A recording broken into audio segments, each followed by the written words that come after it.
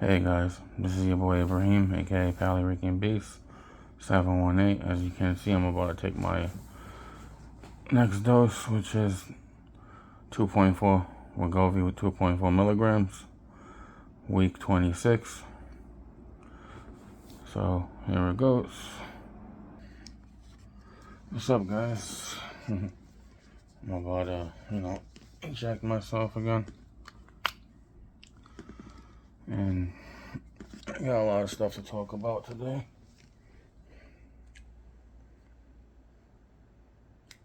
Well,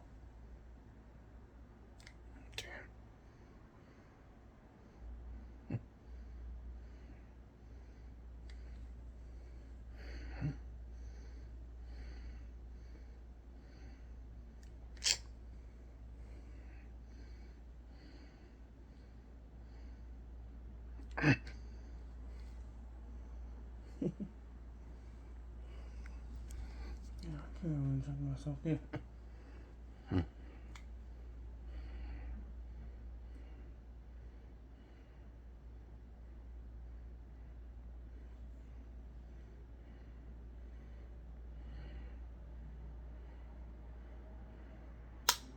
There we go.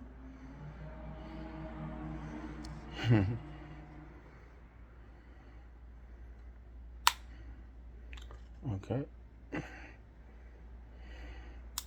That was week 26.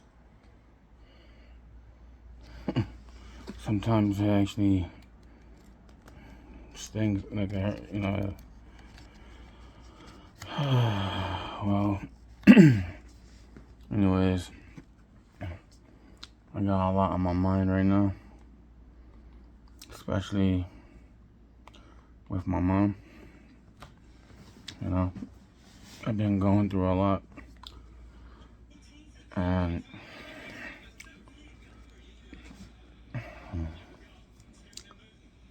I've finally been sleeping okay, but I'm still waking up like in the middle of the night sometimes.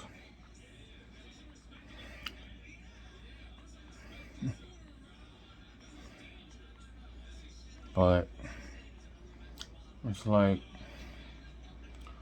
wait, hold on, guys. Let me just look for something to watch real quick.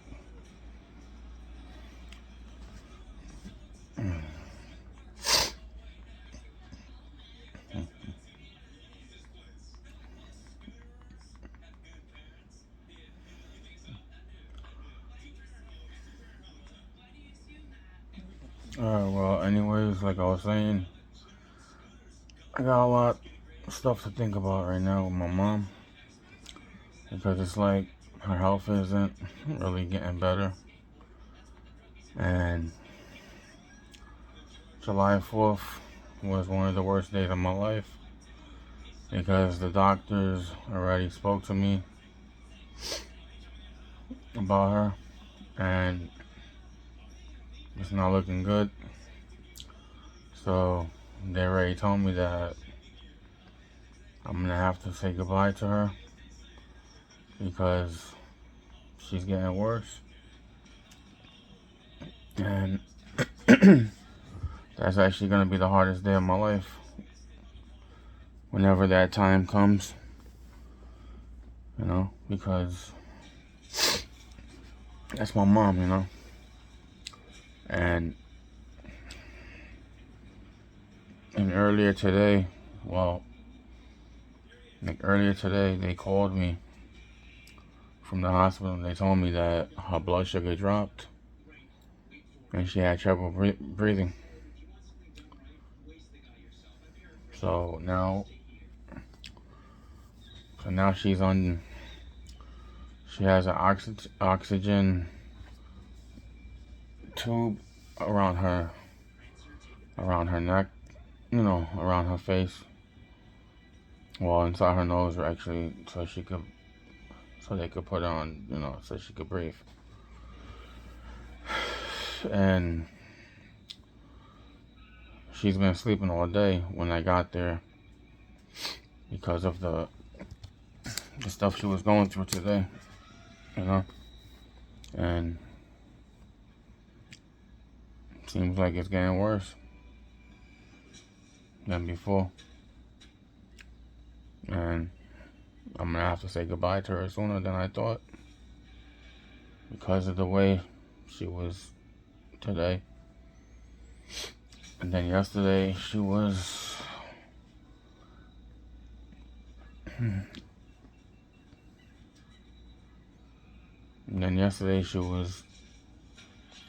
more alert, but she was like in and out of sleep as well. But she would wake up and look at us, at me and one of my friends that came with his girlfriend. Well, he's a close friend of ours, close family friend. And she was looking at us and she couldn't really talk, but she was at least, alert that she saw us, that we were there. But it's just so hard, I'm just trying to be strong for myself. And I'm just trying to be strong for myself and as well for her, not to show her in front of, not to try to cry in front of her. And today when I was there, I was telling her, she's suffering too much, and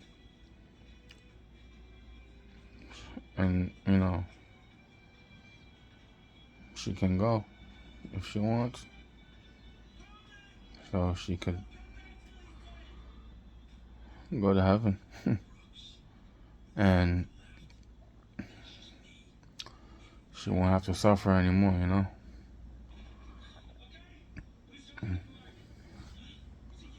She won't have to suffer any more pain. She won't have to suffer any more pain at all. And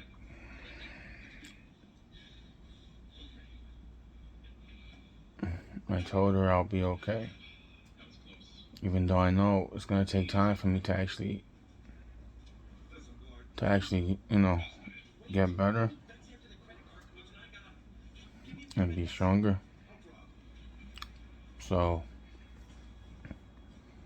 I told her it's okay if you have to go. I understand.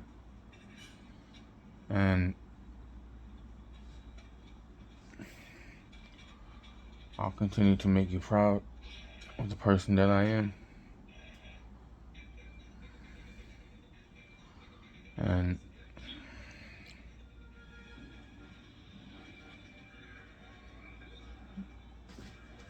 it's just hard for me to, to actually think about that,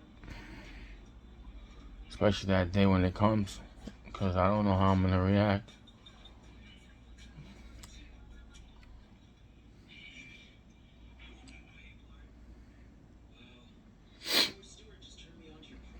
All I know is that when that day comes, it's going to be the worst day of my life. Because I never expected this to happen so soon, so fast.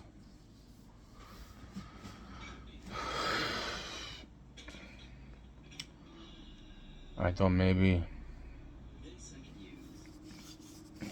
that, she would live a longer life and she would, inshallah, see my kids, my grandchildren, but it seems like it's not gonna happen now because she's gonna be gone too soon. But then again, that's part of life. You never live a long, you live a long life, well, technically a short life, but you never live forever because your life is just on borrowed time.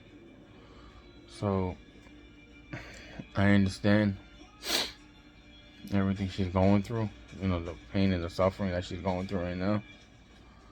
And it's right now, it's hurting me inside.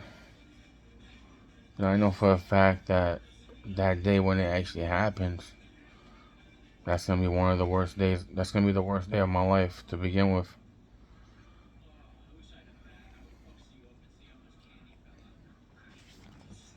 And and it's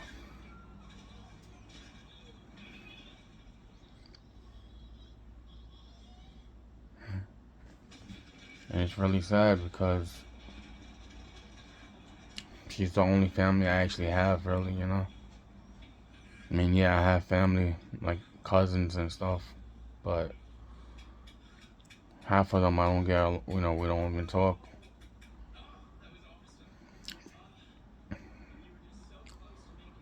Like from my dad's side, I have family, but we don't really talk that much. And they're busy with their own lives. And I have family from my mom's side, like I have cousins, but we don't really, talk either that much.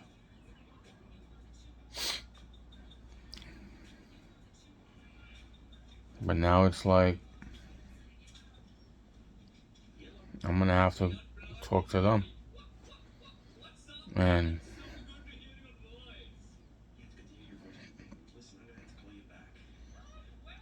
because that's what's gonna happen. I guess I'm gonna have to get reattached,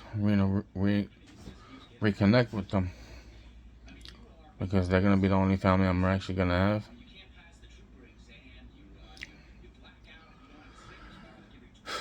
So it's like,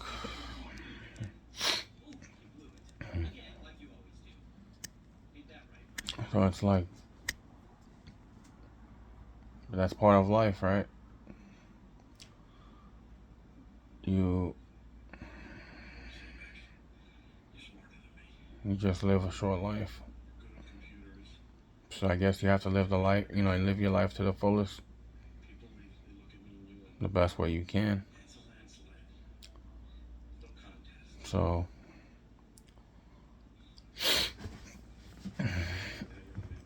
so I guess when that time comes, I'll be a little bit more alert. I'll be more aware of the stuff that I'm going through in my life.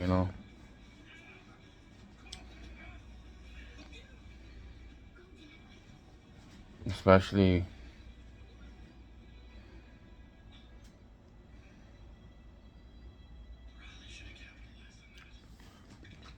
especially with the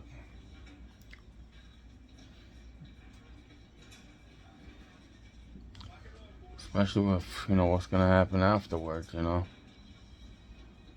Because it's gonna be harder for me because my mom never actually made a will, or she didn't have life insurance, so it's gonna be hard for me to actually. I mean, it's not gonna be hard, but it's just the fact that with everything that I'm going through, it kind of will be hard, like to like the first few days or months, I guess you can say. It's definitely gonna be hard, but I'll manage. You know, for example, I got my YouTube channel, so that could actually keep me busy.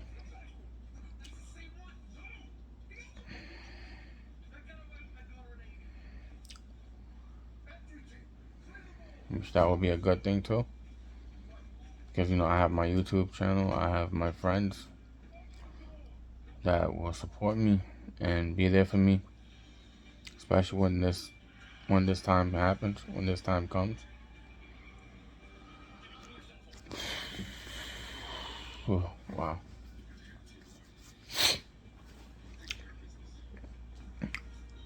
It's just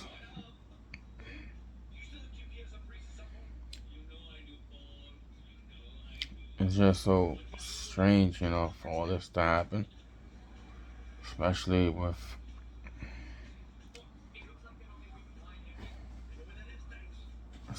the stuff that's going on, you know, with her health. And then get this, her insurance again. They supposedly terminated her insurance again. And now the hospital was calling me today to get in touch with the health insurance. And I did that, but it was like I was in and out calls, calling the health insurance, trying to figure out what's going on. And I did that, and then it's like they said that they'll call me back tomorrow. So it's like, well, later today as in tomorrow, because it's already 12:18 over here. And it's just messed up, you know, because they expect her to pay all these bills when she's gonna die. You know, she's gonna pass away any day soon or whatever, anytime. And I don't think so, you know. She's not gonna pay these bills. I'm not paying for I'm not paying these bills either. If anything, they should reimburse me all the money that they're supposed to actually give me back, because I paid so much bills just for her and for myself, which they were supposed to reimburse us, but they never did. So now it's like last time, they expected me, well, her, to pay for 4 months in advance. March, April, May, and June. Those 4 months. And I told them, I said, what are you guys, ridiculous? I'm not going to pay 4 months when I already paid for 2 of the months, which I paid for March and April. And now they're trying to say that that they were not credited as that month, because supposedly in March she was, alright, what happened was in February she was terminated. So then all of a sudden, but it's funny because I paid January, February, and then in March they said okay that they will reinstate her if I paid $23 and change, which I did that. So then here comes March, I paid the actual amount, which was $1,122.63. So that was for March, and then I paid again for April, which was for the same amount. So there was 2 checks for $194 and $196, and now they're trying to say that supposedly in February that I paid $1,000 and change, but it was not enough to cover, because that's why they wanted the $23, so it could be the full amount of $1,122.63. So the funny part, I'm like, what are you talking about? And then when I paid for March, it was credited for April. So it's like, technically that's a lie, because just like I told them. So the person I spoke to, one of the supervisors that I spoke to, I sent him the emails of the copies that shows which checks they were for, and it even says it. And then they're the ones that actually deposited the checks the month afterwards, instead of that same month that they were supposed to deposit the checks. So it's like they love to cancel people, they love to terminate people, and then still collect the money that they get. So I told them straight up, I said, if you're gonna keep doing this, I'm gonna have to take legal action against you guys. And then on top of it, Now my mom's about to pass away, and you're still you're still trying to make money off of us, off of her, when she's about to pass away. So now, it's funny because that case is still pending. Because they still have it open as an open case to pen. That's still pending for them to figure out what's really going on with the account.